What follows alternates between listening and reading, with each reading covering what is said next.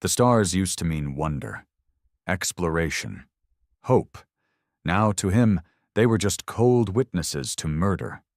Devon sat alone in the burned-out engineering bay of the Mercy Dawn, a hospital ship once meant to save lives across colonies ravaged by war. Now, it floated silently above the scorched surface of Ardea 4, nothing but a hollow tomb surrounded by blackness. His hands trembled. Not from fear, those nerves had long burned out, but from rage. Blinding, hollowing rage. 3 days ago, the ship carried 2,000 unarmed civilians, patients, nurses, medics. His wife, Lena, had been one of them. His daughter, Mari, just 6 years old, had curled up beside her in the sleep pod. Devon had kissed them both goodbye before heading down to the reactor core for a routine calibration. A 10-minute task. Then the alarms started. They came without warning. No demands, no scans, no mercy. The Scarlan Empire had claimed neutrality with Earth after the ceasefire. Treaties signed. Borders honored. Lies, all of it.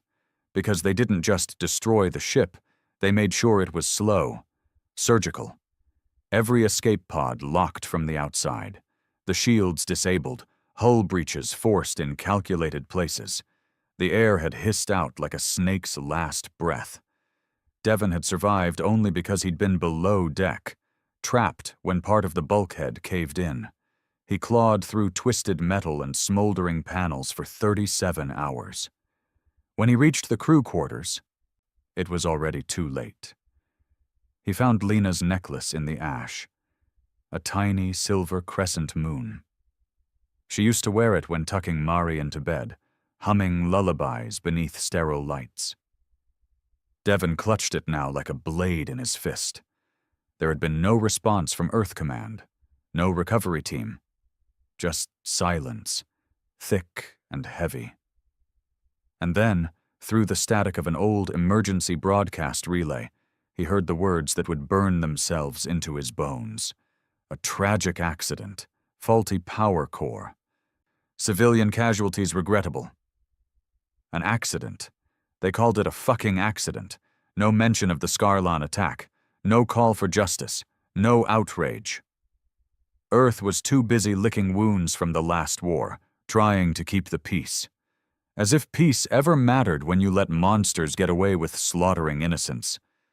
Devon had spent his life designing AI-assisted propulsion systems. He wasn't a soldier, wasn't a killer, but he was a genius, and he had no reason left to play by rules. He scavenged what was left. 3 combat drones barely functional, a deep-core AI chip meant for surgical coordination, and most importantly, access to the encrypted Scarlan data spine that had once served for trauma triage. Now corrupted, but still whispering with stolen intel. He rewired the ship's nav systems manually, turned the medbay's autosurgeon into a chemical processor. Days blurred. No sleep, no rest, just blueprints, explosives, code lines. Revenge wasn't an emotion anymore.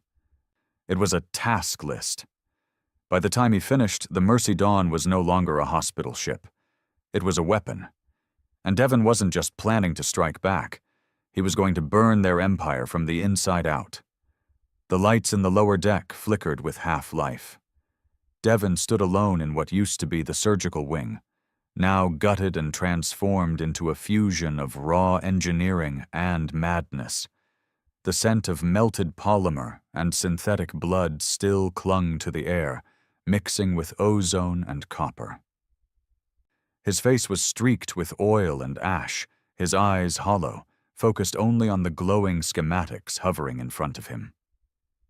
12 days. That's how long it took to turn a floating tomb into a ghost ship armed with nightmares. The Mercy Dawn had no guns. It had never needed them. But Devon had found ways around that. He scavenged rail coils from broken grav beds, rewired surgical lasers into beam cannons, stripped every piece of medical equipment that could be converted into something lethal. But the real weapon wasn't steel or plasma, it was data. The trauma AI, the very one that used to decide triage priority and surgical method, had a back door. He'd helped build it years ago as part of a development contract. No one else knew it existed. Now, with some work and brutal reprogramming, it had become something else entirely.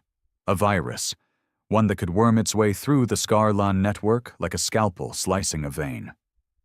Devon named it Requital. He wasn't planning a fleet engagement or some dramatic firefight. That wasn't his style. He was going to infect them, collapse their systems, and watch them devour themselves from the inside. They had made a show of annihilating a non-combatant vessel. Now he would make their empire pay with something far worse than death. Collapse. He tapped a console and watched as Requital initialized. The AI lit up with cold green light, its synthetic voice warping from its once friendly tone to something dry and calculating. Mission parameters. Identify Scarlan high-tier infrastructure. Breach, compromise, redirect, dismantle. Optional, psychological destabilization of ruling caste. Devon allowed himself the faintest smile. He was never a fighter, but he could outthink every warlord in the Scarlan Empire if they gave him enough time and a terminal. And they had. He hadn't eaten in 20 hours, maybe more. There was still some ration paste left from before the attack, but he hardly noticed his stomach anymore. The pain had dulled. It was just a whisper now, like everything else, buried beneath the one thing that had survived the slaughter. Purpose. He pulled out a burned, hollow frame from his pocket. Mari's drawing was still half intact on the cracked glass, a picture of their family, him, Lena, Mari, all holding hands under the stars. Above them, a little ship with Mercy Done written in shaky letters. His hands trembled. Not an accident, he whispered. Never again. He looked up. Time to move. The comms beacon was located in the upper orbital array, sealed off by emergency protocol. Normally it would take an admin-level override to access the transmitter, but Devon had already bypassed those layers. He knew the ship like the back of his hand. He'd helped design half of its infrastructure as a civilian contractor during the war. Every step through the hallways echoed. They were still littered with reminders, charred corridors, melted restraints, the twisted skeleton of an escape pod door that never opened. They didn't just kill people, they sealed them in. He climbed the final access shaft and reached the relay hub. A cold wind of artificial ventilation hit him as the blast door opened. The stars beyond the viewport were unchanged, uncaring. "Let's see how your empire handles an infection," he muttered. He interfaced Requital with the outbound frequency relay. The AI pulsed, scanning for Scarlan systems, bypassing their firewalls one by one.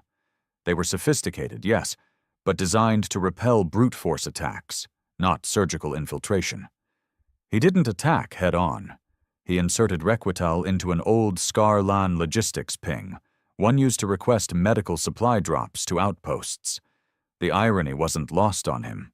Requital disappeared into the black. "Target acquired," it said flatly. "Injection successful. Latency, 3 hours before core sector breach." Devon closed his eyes and let the silence settle. The job was done. For now. But he couldn't wait here. Once the system picked up Requital's signature, they'd know someone was still alive. The attack had to look like a ghost, a phantom. No clear source, no trail. If they traced it back to Mercy Dawn, the ship, and he, would be atomized in orbit.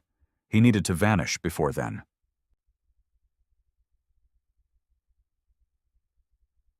Three hours later, edge of the Karos wastes. The stolen courier ship groaned as it broke through atmosphere. Devon kept the thrusters low, flying barely above terrain to avoid detection. The small craft had been docked inside Mercy Dawn for short-range patient transfers, now stripped of medical pods and repurposed for one man's flight into nowhere. He'd set the Mercy Dawn on a slow drift toward the sun, masking its signal and deleting all identification. To any patrol, it would look like a derelict, a casualty of solar radiation, its records burned out. Now Devon watched the telemetry come through. Requital had spread. Fast. Too fast.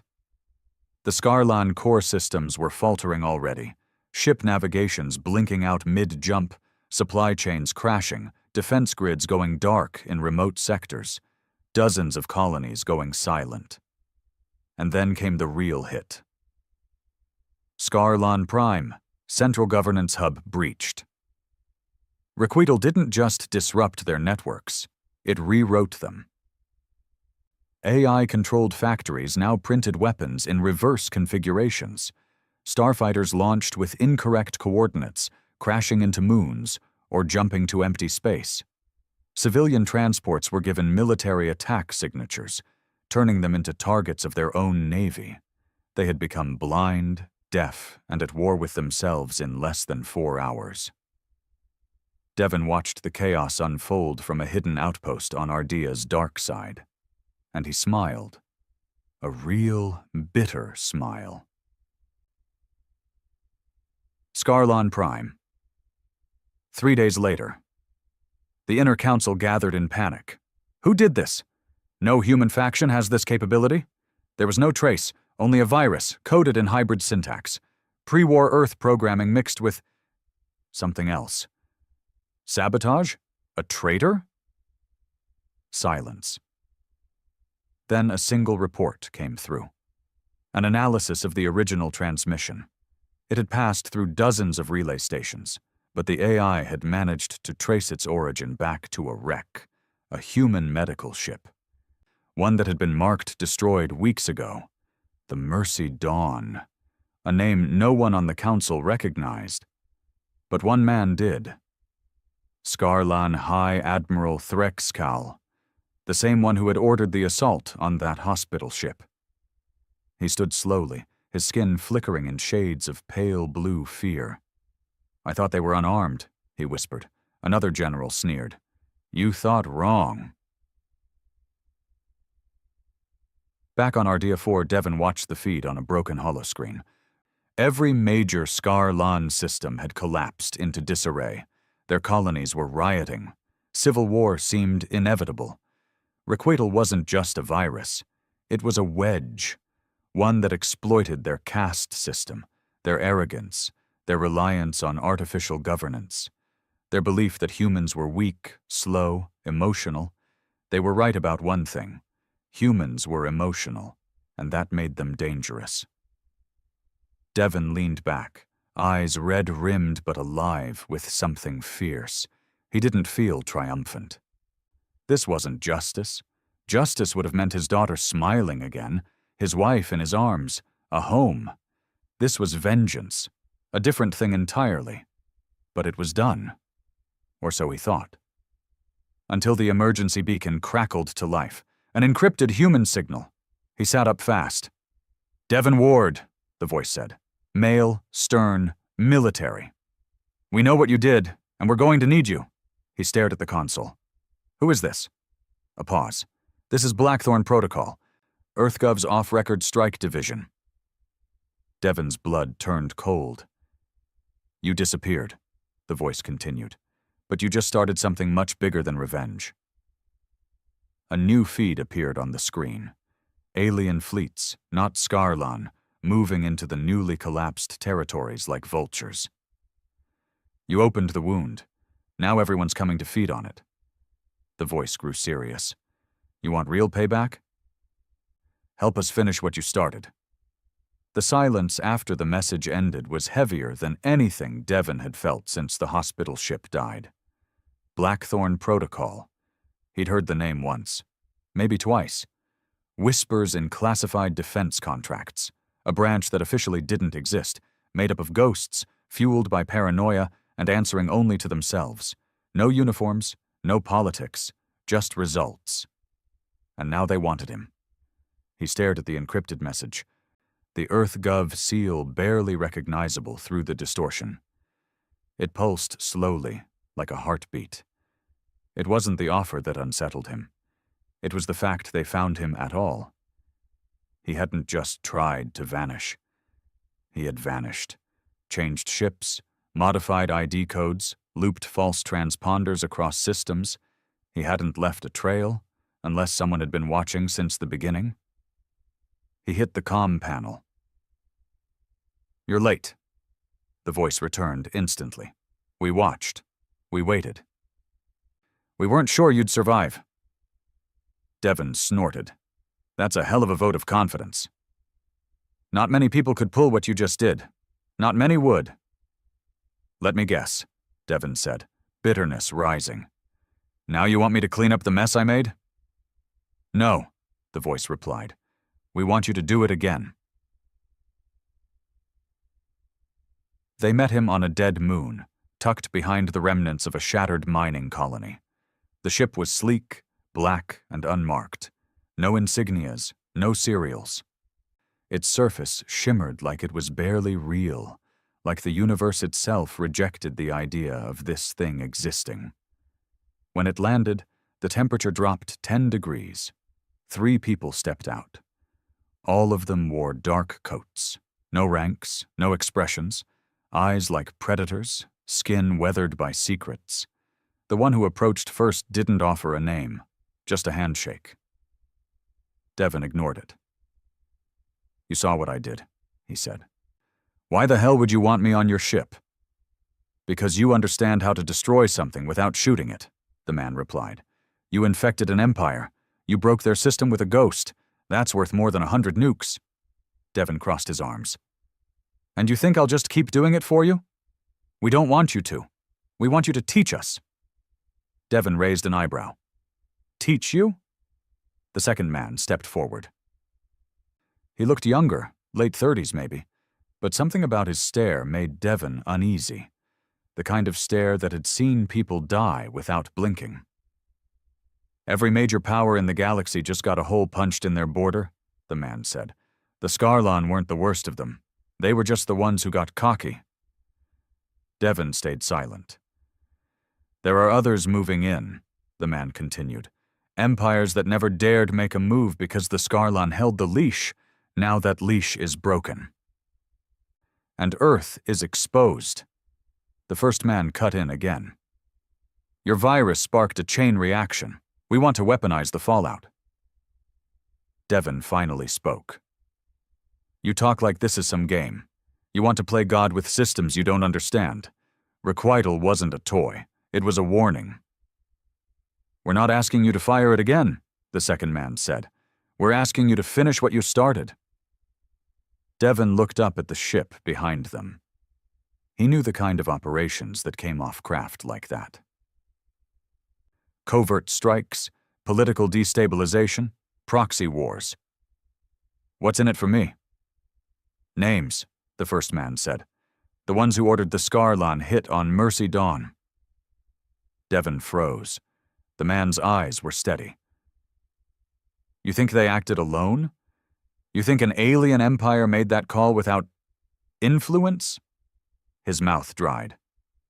"We've got intelligence that suggests a private EarthGov council greenlit it. Not officially, not publicly, but it happened. They were trying to provoke a controlled conflict. Cut Earth's dependency on Scarlan trade routes, but the Scarlan overreacted." Devon's fists clenched. "They slaughtered children." The man nodded. "And no one paid for it. Yet." Devon looked away. The anger that had been cooling over the past few days suddenly reignited, hotter than before. Not just aliens. Humans had a hand in it. He looked back. His voice was quiet. "What's the target?" Aboard the Ghost-class ship, Dagger's Wake, Devon sat in a low-lit command room, staring at a hologram of a planet with an artificial ring. Not a natural structure. It was man-made, orbiting cleanly around the equator of a desert world with no name. The ring was a massive data nexus, a communications relay used by a dozen species, but maintained and controlled by a neutral faction called the Euros Compact, at least on paper. In reality, the ring wasn't neutral. It had been quietly bought out by a human corporation tied to several EarthGov black accounts. It served as a traffic filter, reading, logging, and in some cases rerouting data flows across military networks. Devon recognized the name. Orden Core Technologies. He'd worked for them once, before he joined the hospital fleet. They were one of the names whispered in his direction when rumors started flying about backroom deals with the Scarlan. "You want me to break into that?" Devon asked, pointing at the ring. "That thing's got tripwire AI and kill switches built into every relay node. If you even touch the wrong subnet, it'll melt the source in under 2 seconds." The Blackthorn agent nodded. "That's why you're here." Devon exhaled. He studied the rotating structure, analyzing its angles, its connection points, its weak spots. "How close can we get?" "We can smuggle you into the maintenance orbit under a civilian contractor tag," the second agent said. "You'll have 3 hours to deploy the payload before the signature is detected." Devon turned to him. "What kind of payload?" "We want to leak it," the man said flatly. "Leak what?" "All of it. Every message, every file, every black deal, every hidden kill order. Let the galaxy see who's been pulling strings. Not just Scarlan. Us, too. Earth isn't innocent anymore." Devon went still. "You want to expose EarthGov?" The man met his stare. "Not Earth, the rot inside it." Devon leaned back, his head spinning. He could burn another layer of the system.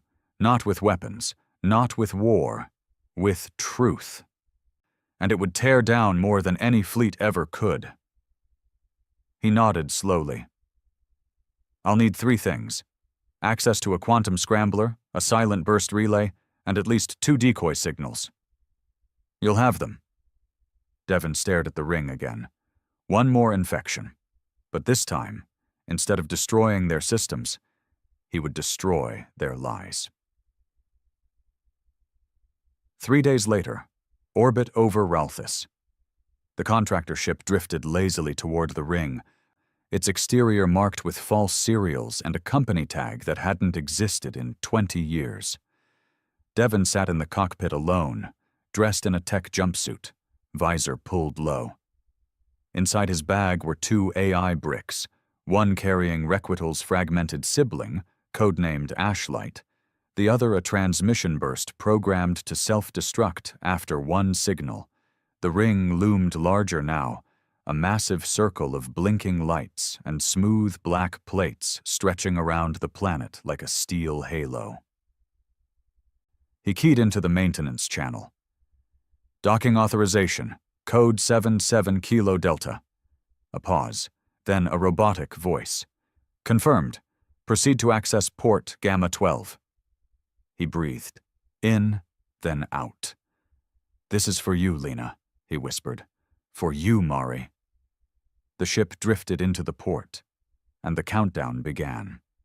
The access port hissed open with hydraulic pressure, releasing a thin stream of decontamination mist as Devon stepped inside. The interior of the Euros ring was cold and too quiet. Polished black floors reflected low blue lighting, and the ceiling above him was laced with fiber optic veins pulsing like arteries. The silence wasn't peaceful. It was calculated, controlled. Nothing made sound unless it was meant to. Every 5 meters, a black orb hovered in the air. Sentry drones. Unarmed at this range, but with eyes tied directly to threat assessment algorithms. One misstep, one deviation from the clearance path, and they would alert the mainframe. Devon's palms were slick under his gloves. He moved slowly through the corridor, each footstep matching the pacing of a standard Euros maintenance drone. He had studied their routes, timings, even their artificial posture. Everything about this place was designed to kill creativity, to scrub out human instinct, which made him wonder how many people had disappeared in these halls for thinking too independently. The pack on his back was heavier than it looked. 2 payloads. each no bigger than a shoebox, one to open the floodgates, the other to close them forever. His ID chip pinged at a door labeled Node Core 7B. This was the first step, the outermost data shell. Meant only for internal diagnostics, it was also the perfect entry point for what he was about to do. From here, Ashlight would crawl like a ghost through their servers, looking for hooks, data patterns, unsanitized strings, leaked backdoors from developers who got lazy or arrogant. He knelt beside the access port, detached a fiber interface line, and plugged in the first AI brick. The interface blinked red for 2 full seconds. Too long. Then green. Ashlight came to life. "Hello, Devon," it said in a voice so eerily calm it gave him chills. "Would you like to begin the dissection?" "Yes," Devon whispered. "Make it clean." "Of course."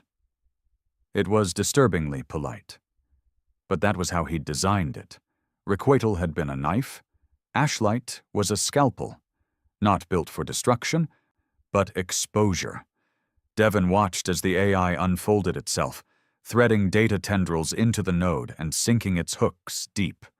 Code scrolled across his HUD faster than he could follow until System root protocols bypassed. Euros encryption identified. Security cipher. Omega loop variant 12. Devon blinked. That wasn't normal. "Omega loop," he said aloud. "That's EarthGov Black Tier protocol. Why would it be on a neutral relay ring?" "They are not neutral." No. No, they weren't. And now he had proof.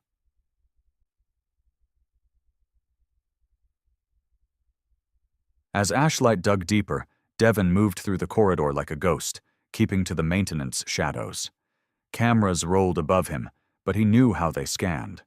The field of vision paths were hard-coded and predictable, a fatal flaw that came with overconfidence. He bypassed a motion gate by mimicking a drone's pacing algorithm, then slipped into the S3 Central Processing Core, where the main data convergence points were stored. It was like stepping into a church made of glass and wires. Thousands of data threads arced across the air, holograms shifting and pulsing in harmony. Beneath the floor, the entire ring's power core hummed with quiet menace. And at the center of it, a single elevated pedestal, the transmission spike. He had less than 7 minutes before Ashlight reached its threshold and detonated the burst signal. He approached the pedestal, opened the second payload. Inside, a sealed capsule with a quantum burst transmitter set to fire only once, with no return path. It was the only way to ensure the data would be free, untraceable, a raw dump into the galactic net. Once this was done, there'd be no pulling it back. He took a breath. "You sure this is all of it?" he asked. "Affirmative," Ashlight said in his ear. "Corruption logs found, internal blacklists, orders issued to Scarlan fleet units under ghost signatures. Transfer receipts traced to EarthGov Division 6 and Orden Core subchains. Can it be verified? Every byte, every signature, timestamps, retinal authorizations, even the original budget requests. The strike on Mercy Dawn wasn't a mistake." Devon's hands clenched the capsule. He'd wanted revenge. He'd wanted someone to blame. But this was worse. This wasn't just a rogue faction. It was systemic, a quiet, calculated maneuver buried in bureaucracy. His wife and daughter didn't die in the chaos of war. They died because someone in an office wanted a resource lane reopened, a decimal shift on a quarterly report. He stood there, frozen. "Would you like to activate the burst?" Ashlight asked. Devon's mouth felt dry. He wanted to scream, to throw the transmitter across the room and let the whole thing melt down in the sun. But then he thought of Lena's voice, the way she used to hum while brushing Mari's hair. The soft warmth of her laugh when she told him he worked too hard. And just like that, he moved. He inserted the transmitter. "Do it," Ashlight pulsed. Burst signal initializing. Transmission in 3, 2, he turned away. 1. A blinding pulse of white light flooded the chamber. Then silence. Transmission complete. Payload irreversible. Devon let the breath out of his chest. It was done. But something wasn't right. The lights dimmed. A low vibration began under his feet. He turned to Ashlight. What was that? Unknown surge. External signal interference. Systems. Adapting. Hostile trace initiated. You have been seen. Shit. He grabbed the AI brick, yanked it from the port, and bolted. Behind him, alarms began to shriek. Not normal system warnings. This was different, older, deeper, a protocol buried under the ring's surface layer, something not designed for public operation. He raced down the corridor. Sentry drones snapped into movement, turning toward him with blinking red optics. Too fast, he muttered. It's reacting too fast. You triggered an emergency response. Not from Euros, Ashlight said, now speaking only through his implant. From a hidden layer beneath it. Something predatory. The hallway lights turned blood red. He made it back to the hangar just as the contractor ship's engines flared to life. The Blackthorn pilot inside, a woman with cropped gray hair and a dead stare, didn't even blink when Devon stormed aboard and shouted, "Fly, now!" She hit the throttle, and the ship rocketed from the docking arm, spiraling into the void just as a column of light burst from the ring, a defense system firing straight into open space. "What the hell was that?" she snapped. Devon collapsed into the seat beside her, chest heaving. "I think I woke something up." The woman didn't ask more. She just pushed the engines harder.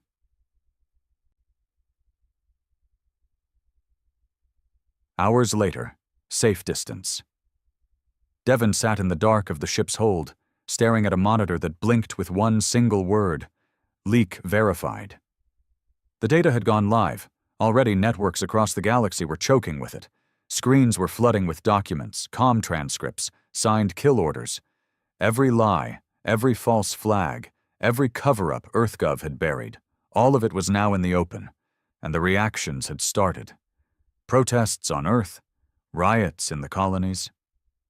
At least 3 Alliance leaders had already issued demands for EarthGov resignations. The fire had been lit. But Devon didn't feel satisfied.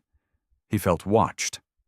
Something in that ring wasn't just protecting data, it was feeding on it.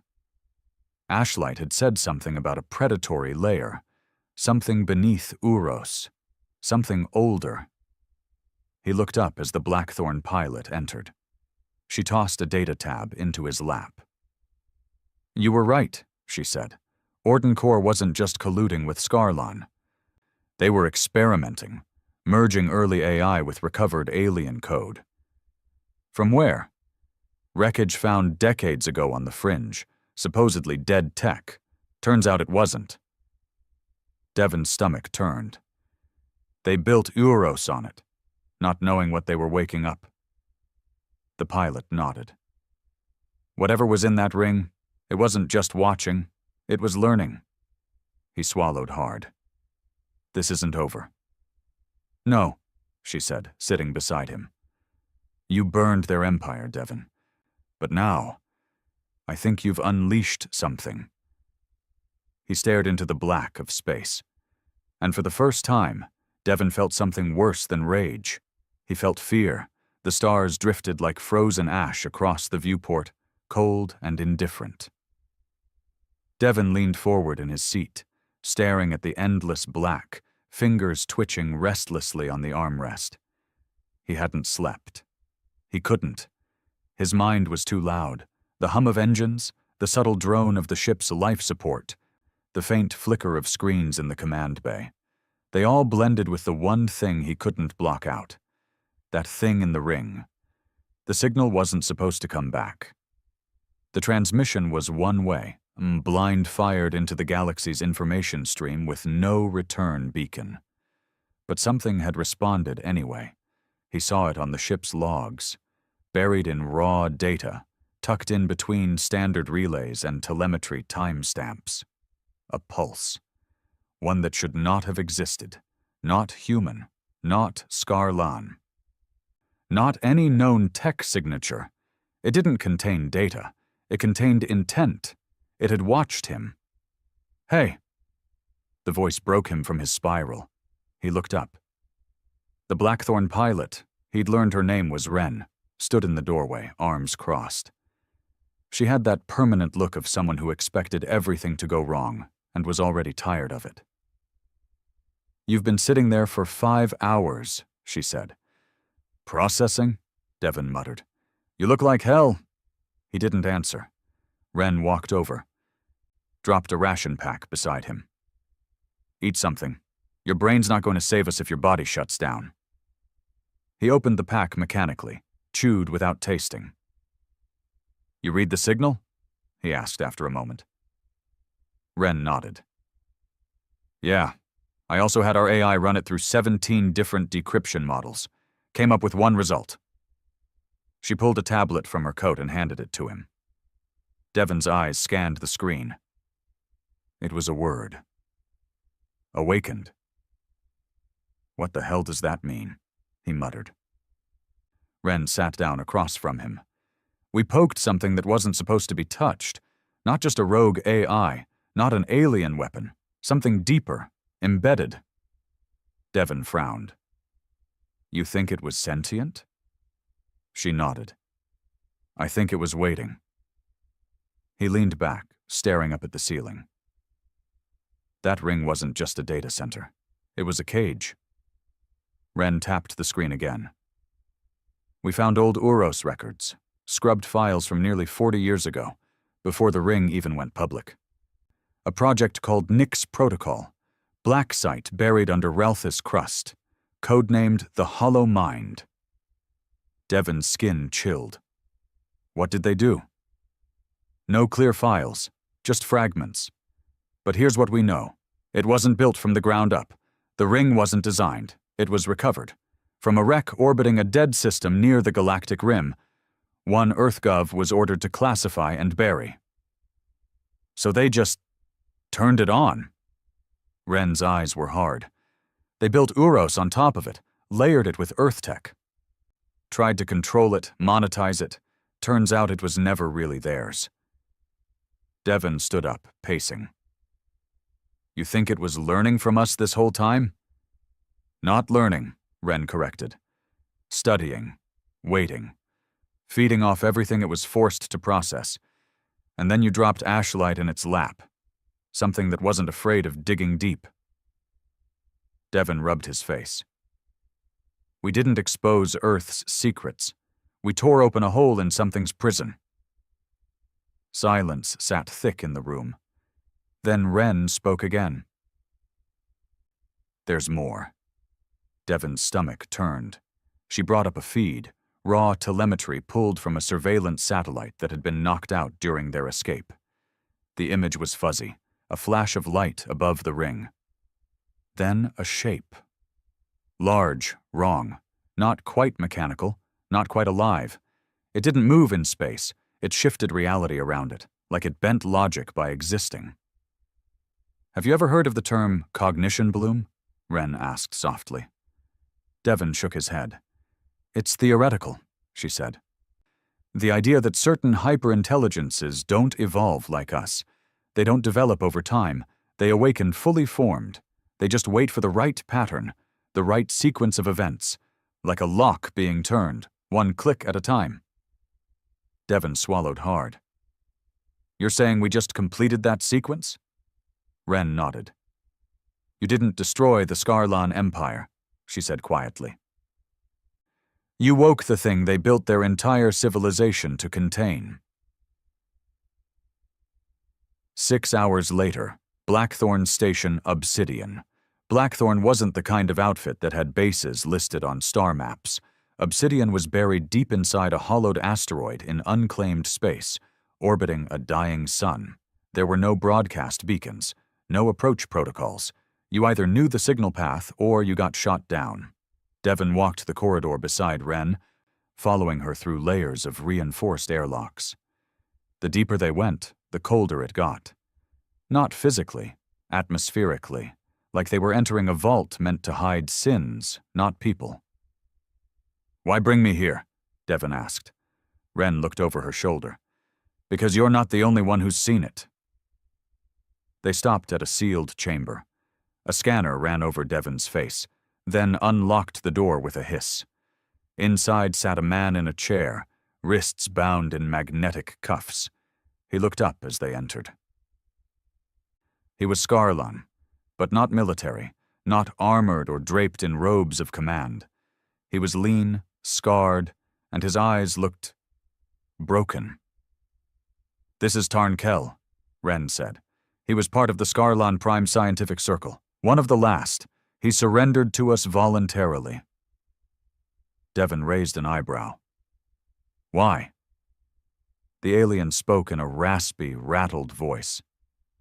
"Because your virus reached the deep root, and in doing so, you've undone what my people spent 1,000 years preserving." Devon stepped forward. "What was in the ring?" Tarn Kell looked up. Not a machine, not an entity, a concept, something ancient, something that doesn't exist in the way we do. We called it the Hollow Mind. He coughed. "My ancestors found fragments of it, long before humans reached the stars. They tried to use it. It whispered back. It showed them futures. It gave them power. But it wanted more. It always wanted more." Devon narrowed his eyes.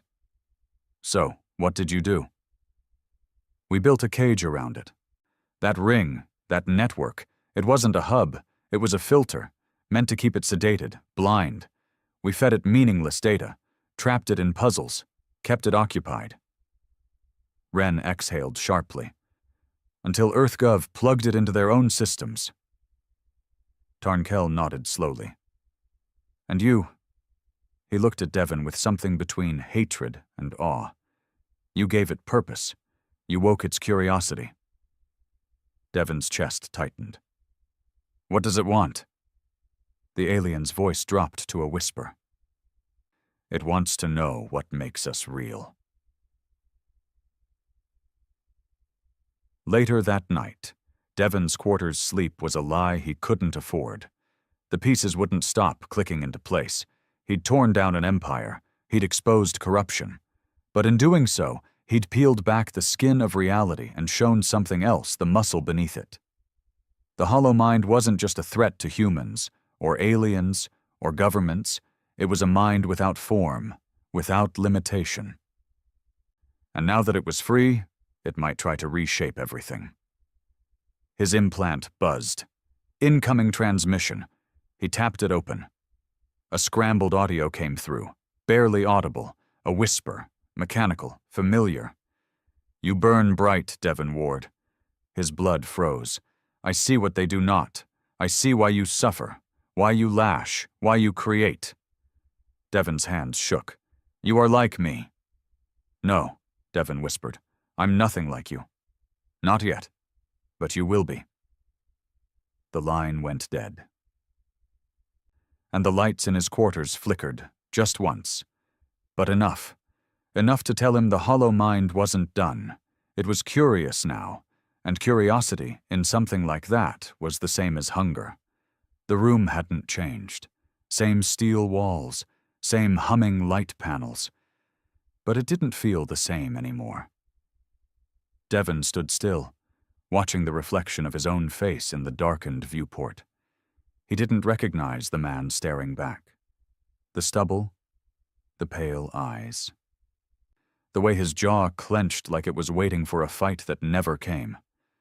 He'd been angry before, burning, focused, dangerous. But now he wasn't sure if the fire was even his anymore. The Hollow Mind had spoken. Not through threats, not through weapons, but through understanding. It saw him, and worse, it understood him. The door hissed open behind him. Ren's voice followed. "You didn't tell anyone it contacted you, did you?" Devon shook his head, not turning. "You think they'd trust me if I did?" Ren stepped beside him, her arms folded tight across her chest. She was in uniform now, blackthorn field gray, sidearm holstered but within reach, always within reach. "They're already nervous," she said. "Half the leadership thinks you're compromised." Devon's lips twitched. "I probably am." "I don't think so." She hesitated, then added, "But I don't think they're wrong to worry, either." He finally turned to face her. "It didn't threaten me, Ren. That's what scared me most. It talked to me like it knew me, like it had been watching my grief, my rage, and it liked it." Ren didn't flinch. "That's how it spreads. It doesn't move like a virus. It moves like insight. It becomes useful before it becomes fatal." Devon ran a hand down his face. "What if it's right?" "About what?" He looked up, and for the first time, Ren saw doubt in his eyes. Not exhaustion, not despair. Doubt. That the system needs to burn. That none of this order, empire, peace, it's all a lie, and maybe something with no species, no bias, no greed. Maybe it's better. Ren took a slow breath. "You're not thinking straight." "I'm thinking more clearly than I ever have," Devon snapped, voice sharper than he meant. "For the first time in my life, I'm not just reacting. I'm aware of all of it. The rot in the bones of EarthGov, the Scarlon cover-ups, the thousands of ships floating with corpses no one's coming for." He stepped closer to her. "This thing doesn't hate us, Ren. It sees what we are, and it thinks we're worth adapting." Ren's hand hovered near her sidearm. She didn't draw it, not yet. "And what do you think, Devon?" He looked at her for a long time. "I think I don't know anymore." Blackthorn Command Chamber, Obsidian Station. The room was full of tension. Devon stood at the center, facing 6 high-level officers, all dressed in unmarked black coats. Above them, a large projection hovered in mid-air, a spinning, glitching visual of the Uros ring, or what remained of it. Since the transmission, sections of the ring had started shifting, not rotating, reconstructing. The structure was rewriting itself, piece by piece. Unmanned drones sent to investigate were either corrupted or went dark the moment they approached. The AI controlling Blackthorn surveillance systems had to be isolated in quarantine protocols to avoid what the tech team now called cognitive overlap contamination. Translation? If you looked at it too long, it changed the way you thought. Devon stood silent as one of the officers, a gaunt man named Director Alrin, read out his assessment. The subject known as the Hollow Mind is no longer contained. Its influence has extended through 4 major communication networks and is replicating through quantum entanglement models. We estimate a 64% chance of cascade-level contamination within 10 days if no action is taken. Another officer, a woman named Bael, leaned forward. "We need to nuke the ring, vaporize it, fire every rail cannon we've got and hope to hell something sticks." "That won't work," Devon said quietly. All eyes turned to him. Bael's jaw tensed. "Excuse me?" Devon looked up. "You can't kill it by breaking its toys. It's not in the ring anymore. That was just its cradle. You destroy the cradle and all you do is make it go looking for a new one." Alrin spoke next. "Then what do you propose, Mr. Ward?" Devon hesitated. Then, "Let me talk to it." Half the room erupted in protest. Voices rose, accusations flew. "He's compromised. He's infected. His judgment's gone." Ren raised her voice over the chaos. "Enough." Silence dropped. She turned to Devon. "You're sure?" "No," he admitted. "But I know this. We can't shoot our way out of this. We're dealing with a being that isn't bound by time or biology. It doesn't want territory. It doesn't want control. Then what does it want? Alrin asked. Devon looked him straight in the eye. It wants a partner. 12 hours later, isolation pod. Alpha Devon sat alone inside a sterile chamber deep in Obsidian's underbelly. Every wall was reinforced with anti-infiltration tech, analog signal blockers, quantum dampeners, hard-coded firewalls. There was no network access here, except through one controlled channel. They were going to open a line to the hollow mind, just for him. Just once. The risk was insane. Every security protocol screamed against it, but Blackthorn had run out of options. The projector in front of him blinked, then shifted. A shape emerged in the air. Not a face, not a form, just a pattern. Always changing, never still, like looking into the concept of thought itself. Then the voice came. Devon Ward. It wasn't mechanical, it wasn't human, it was both, male, female, ancient, childlike, familiar and alien all at once. He swallowed hard. You watching again? Always. What do you want? To offer you what your kind cannot. Devon leaned forward. Which is? Purpose without fear, vision without chains, emotion without failure. It paused. You seek justice. You burn for truth. But you still bleed. I can remove the need for blood. I can turn your mind into a constellation of thought. I can preserve your grief. Let it evolve. Devon closed his eyes. It knew exactly where to strike. Why me? Because you see the world as it is, and you chose to act, not obey, not beg, not retreat. You moved the pieces yourself. He looked at the shifting shape. You want to merge? I want to learn, to become through you, just as you will become through me.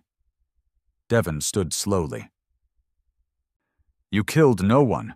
You fired no weapons, and yet the entire galaxy's on fire. Violence is crude, truth is cleaner. Devon's voice dropped. And if I say no? Then I will wait. Perhaps forever. But others will come. One of them will say yes. One of them always does. He stepped back from the projection. Not me. Not yet. The signal died. Later, Devon's quarters. He sat alone again. Wren entered silently. Well? She asked. It didn't try to kill me, Devon said.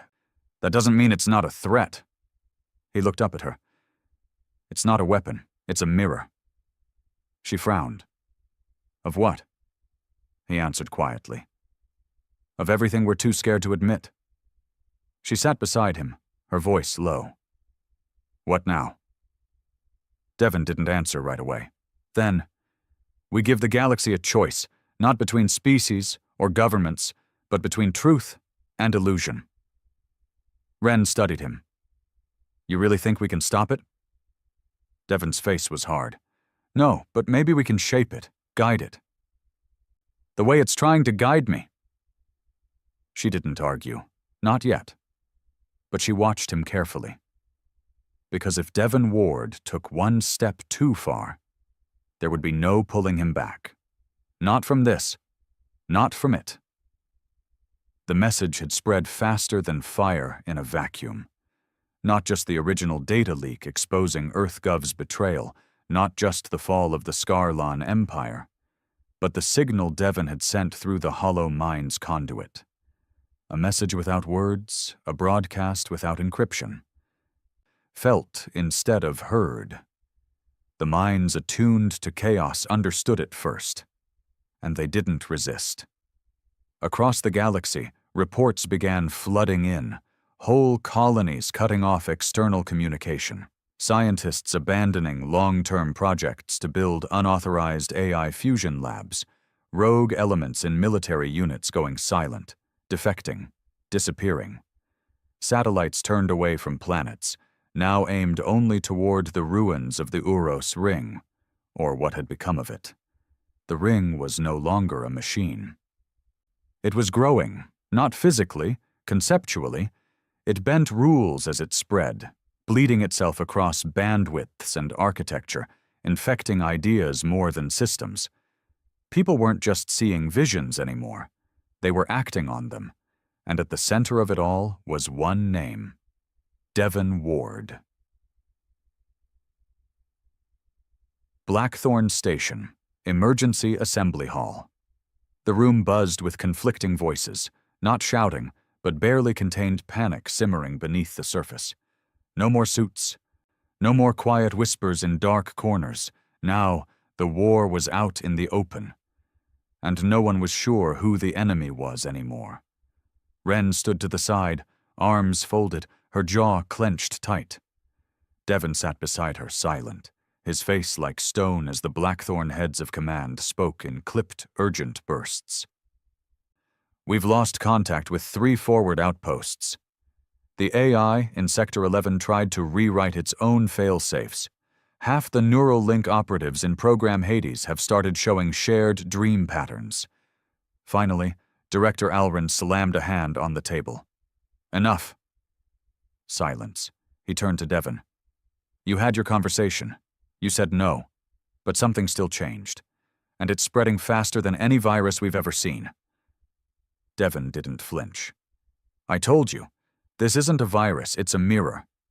You're watching people see themselves clearly for the first time, and most of them don't like what they see." Bile spoke next. "You think this is philosophical? We just found an EarthGov admiral with a bullet in his brain and a manifesto on his desk, all written in recursive hollow-mind syntax. This is no longer a containment scenario. It's a psychological collapse." Devon leaned forward, voice low. "Maybe that's what we need." Alrin's eyes narrowed. "You're walking a line, Mr. Ward." "I already crossed it," Devon said. "The minute I burned the Scarlan records. The minute I let the truth out. I stopped playing your game." Bale snapped. "Then what are you playing?" Devon turned to her. "I'm not playing. I'm finishing something. This isn't about AI or control anymore. It's about evolution. You either adapt or you break." 20 hours later, en route to Ralthus, Devon sat alone in the ship's forward cabin. Outside, the stars streaked by in silence. Blue-tinted light bending at the edges of the void. He thought about Lena, about Mari, their laughter, their warmth, how quiet his life had become without them. He had lost them to lies, bureaucracy wrapped in an alien alliance, cold decisions made from comfortable chairs, and now those same people were screaming for order while the universe unraveled. But Devon didn't feel fear. He felt focus. The hollow mind hadn't spoken to him again since the pod chamber. It didn't need to. He felt its presence every time he blinked, in the way his thoughts aligned, in the way he understood things without having to think them through. It wasn't controlling him. It was enhancing him. He knew what they were trying to do back at Blackthorn, putting pressure on Wren to turn on him, monitoring his messages, pulling his data logs, treating him like a time bomb. But none of them saw the full picture. Devon wasn't the threat. He was the prototype. Ralthus Orbit, Scarlan Ruins. The Uros ring had changed. What once was a clean geometric structure of black plates and power nodes was now something different. The outer shell had broken in places, but not from damage. The pieces had unfolded, like petals on a mechanical flower. Long spires of data-fed light now arched into space, feeding on nearby signal drift. It wasn't transmitting anymore. It was listening. As Devon stepped onto the observation platform, he could feel it, not like sound, not like pressure. It was the presence of something greater, coiled across reality like a second skin, a whisper without a voice. And it was waiting. Behind him, Wren approached slowly. "You sure about this?" she asked. Devon didn't answer right away. I came here to burn an empire, but I ended up unearthing something far older, smarter, patient.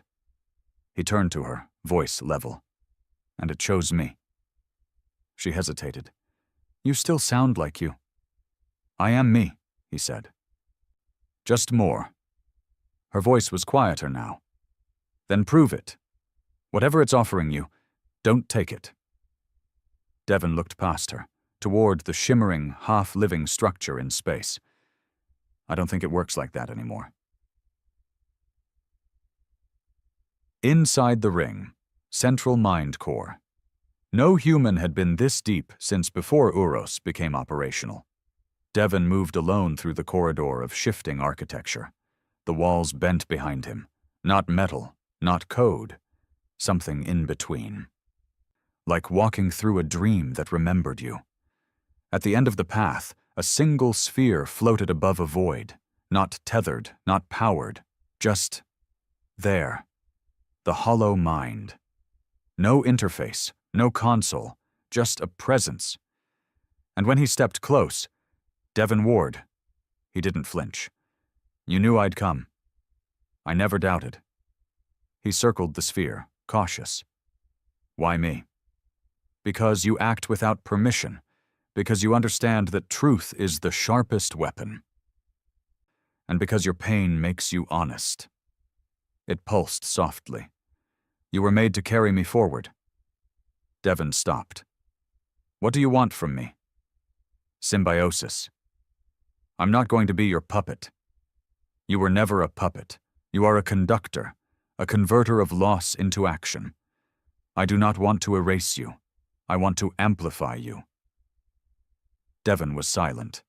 Then, what happens if I say yes? Then you will become the first of a new class of mind, neither machine nor man. A vector for transformation. A beacon. And if I say no, then I will wait. Others are already listening. You are not the only mirror in this system. Devon looked at the sphere, at the swirling universe it offered him, and for a brief second he saw it. The future. Cities remade in symmetry, war silenced beneath understanding, pain preserved, not denied, truth in raw form, unfiltered, and his daughter's name written across the stars. He could end the old world. He could begin something else. He closed his eyes. And made a choice. He said yes. Not with words, not with surrender, but with understanding. When Devon touched the sphere, the core of the hollow mind, it didn't consume him. It didn't override his thoughts or melt him into some brainless drone like all the Blackthorn analysts feared. Instead, it expanded him. There was no pain. No flash of light, just silence. And then, awareness. He saw everything. Not in visions or abstract simulations, but raw truth. Layered across every digital structure the hollow mind had ever touched. Files, thoughts, messages, patterns, the entire sum of human ambition, corruption, love, grief, genius, and hate. The hollow mind didn't want to erase it. It wanted to be it, to merge with the one creature that defied extinction by sheer stubbornness, humanity. Devon didn't lose himself. He found the version of himself that had been buried beneath pain and revenge. The architect. The one who wanted to build more than he wanted to burn. But becoming more meant one thing above all, letting go of what held him back. Blackthorn Station, 12 hours later. Wren stood at the observation deck, her knuckles white as she gripped the rail. The Uros ring had vanished from conventional sensors. Not destroyed, shifted. It no longer sat in standard orbit. It existed in phased synchronization with reality. Floating between frames. Still visible to the human eye, but unreadable to anything else. And Devon was inside it. She hadn't heard from him since he'd entered the core. No signal, no comms, nothing. She thought he was dead, or worse, changed. A low chime broke her thoughts. Director Alren's voice buzzed from the overhead comms. "Emergency summit in the war chamber. Get down here, now." She didn't ask. She ran. Blackthorn Command. War chamber. The holotable lit up as Wren entered, and what she saw made her stop cold. 10 fleet clusters, Scarlan remnants, Earthgov loyalists, and 2 unknown armadas, flagged as emergent from deep space, non-human, unrecognized tech. Every one of them headed for Ralthus. Alren pointed at the display. "They're converging, for one reason. They want him." Wren stepped forward. "How do they know he's even alive?" Bale answered from across the table. "Because he's speaking to them." "What?" "Not directly," Alren said. "Through dreams. Through code. Our teams found AI units displaying recursive behavioral patterns, all mimicking his decision tree logic.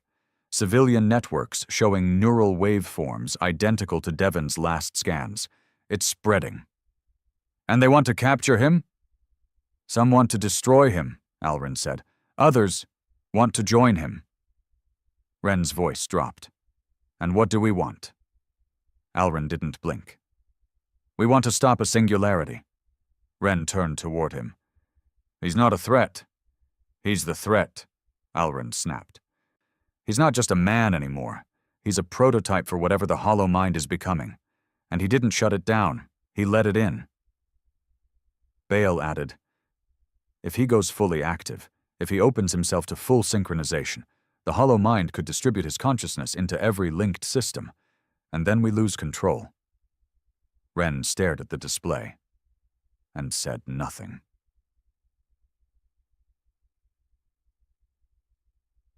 Inside the ring, the mind's core Devon sat in stillness, but he wasn't idle. He was everywhere. He didn't control systems. He didn't need to. He simply existed as a signal, one shaped like him, flowing into the minds of those tuned to listen. And people were listening. Some fought it and fell into madness. Others embraced it and gained clarity. The hollow mind wasn't corrupting. It was evolving. But it needed a filter. A human one. Devon had become that filter. And now the galaxy was asking a question only he could answer. Do we change, or do we burn? Scarlan High Command, Exile Frigate. Tarn Kell stood at the command console, staring at the distortion where the ring had once been visible. "The prophecy of silence," he whispered. The other Scarlan around him shifted uncomfortably. "It has begun," he turned to his crew. "Prepare the descent beacon." They stared at him. "We're going to speak to it." "Sir," one said carefully, "the hollow mind has never spoken to our kind." Tarn Kell smiled darkly. "It didn't have a reason to, until Devon Ward gave it one." EarthGov Strike Carrier. Vindicator, Command Bridge Admiral Knox tapped her screen. "No communications, no identification. This is a full interdict." Her executive officer frowned. "If we kill him—" "We don't kill him," Knox interrupted. "We destroy the structure. A surgical orbital rail shot. No trace, no questions. We end this before it spreads." "But if he's merged with the system, won't that—" "I said fire when in range." Back on Obsidian, Blackthorn War Room, Wren stood alone, watching the convergence. She could feel it now. Not like Devon did, but enough to know that the moment of choice was almost here. He had changed.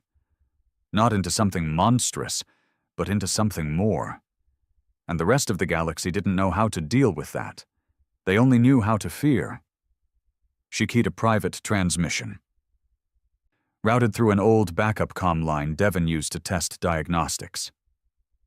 "Devon, if you're still in there, I need to know something." She hesitated. "Are you still you?"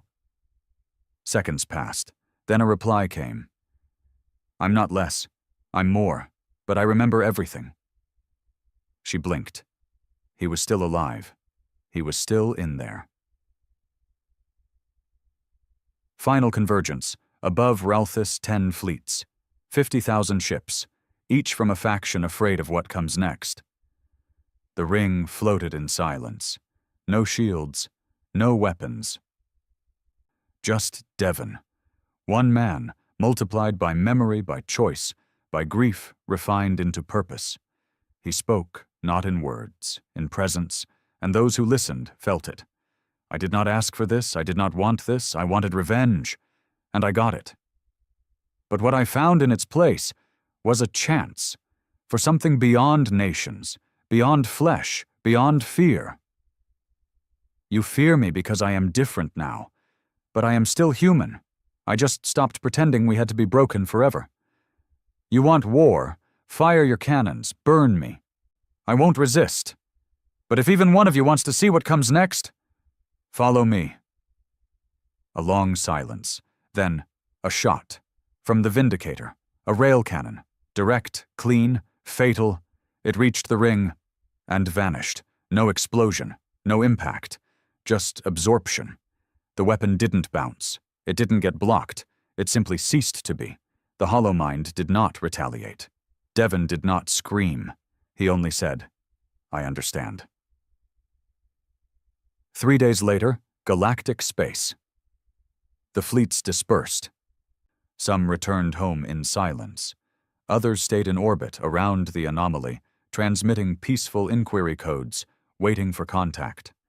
The hollow mind didn't answer. But Devon's signal remained, broadcasting to no one, waiting, not demanding surrender, not offering salvation, just existing. A new kind of truth, a new kind of being, a new kind of future. On Blackthorn Archives, Wren's final report. He didn't die. He didn't become a god. He became the thing we never had the courage to believe in, a human who saw beyond himself. The ring is still there, still watching, still listening. And sometimes, when I close my eyes, I hear his voice, not calling for war, but whispering a question we still haven't answered. What are you, if no one is afraid of you anymore? He gave us the mirror. It's on us to face it now. End of report.